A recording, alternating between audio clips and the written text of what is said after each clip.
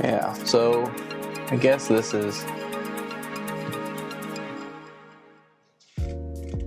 the start of Nick and I have this idea to do Tesla talks on our way into work, right? In and out of work, kind of talking about our days, the interactions, kind of be a little bit more transparent with what's going on. This, however, is not my Tesla. This is, government issued Ford. Because I just am on my way back from the office, just dropped an applicant off at MEPS. They're processing for the day, getting a contract, joining the delayed entry program. So this is an early start of the day for me. It's 6:12 right now in the morning, but I left the house at 1:45, 2 o'clock, just to get the day rolling. It's interesting, right? Because sometimes we do these things, just take people to and from MEPS early in the day. Sometimes we have to pick them up early if things don't necessarily go according to plan, because we typically have a shuttle that brings them to and from our office.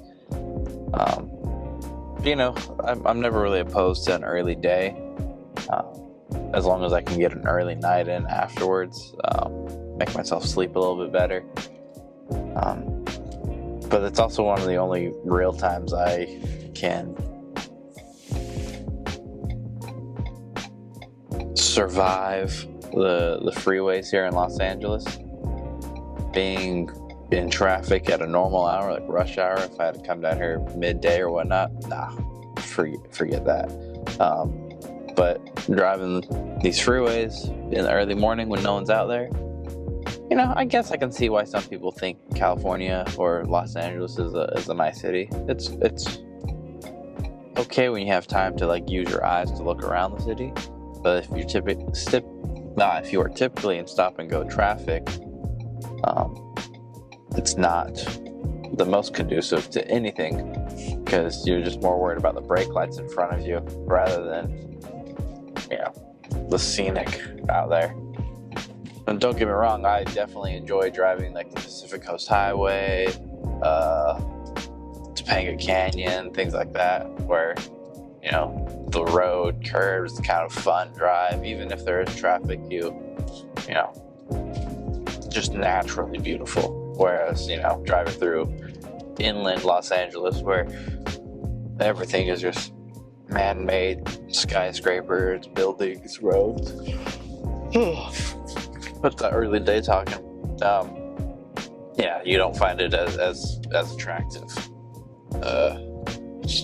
So today's a Wednesday, so hump day.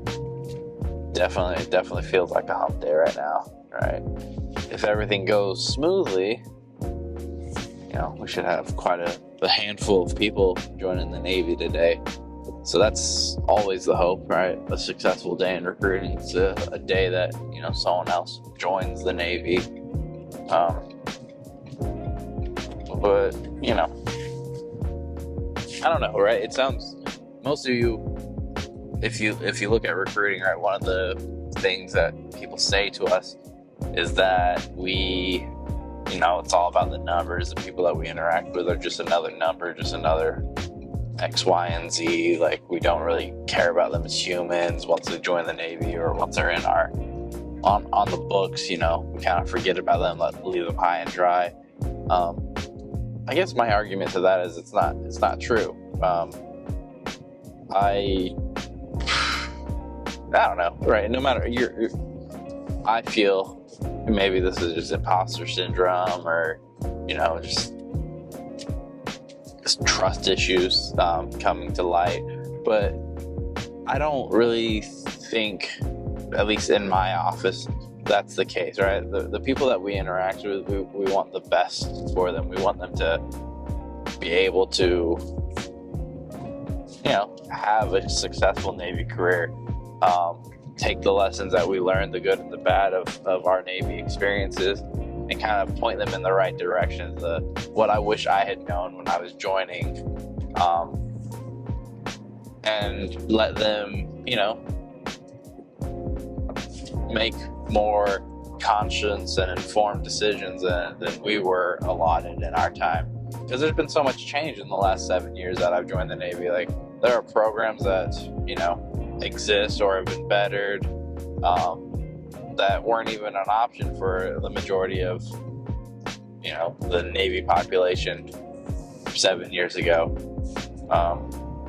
Like yesterday, right, to put it in perspective on the day, the Seaman to Admiral program, right, they just released it.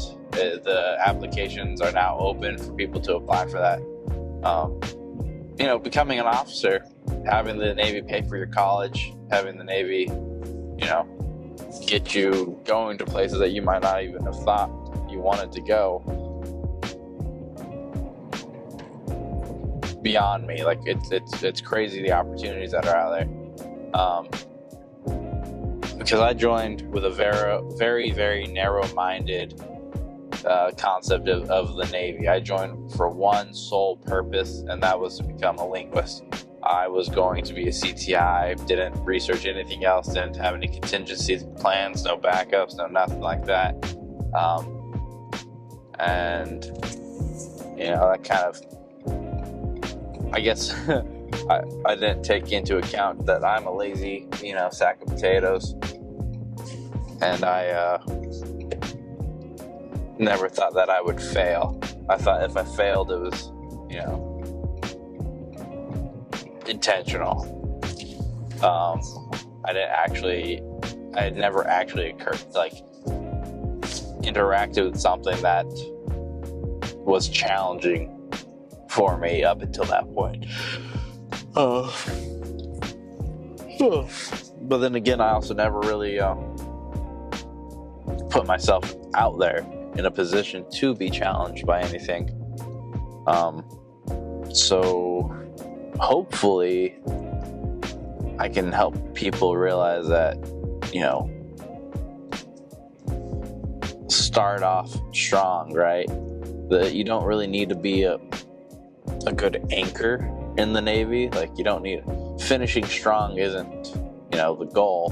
Because if you have a strong lead, strong takeoff from the get-go, you make your rank, you learn your job, you get competent in it.